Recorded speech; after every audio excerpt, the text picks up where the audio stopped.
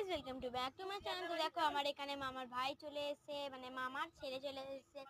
তো দেখো আমি খেয়ে নিচ্ছি এখানে একটা কুরকুরে, আর ও খাচ্ছে আমি 10 টাকার কুরকুরে খাচ্ছি, আর ও এখানে খাচ্ছে দেখি।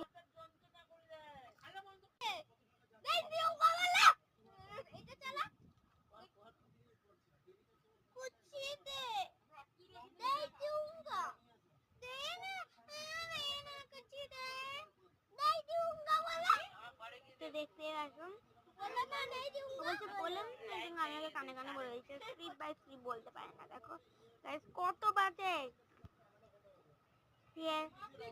আর কিছু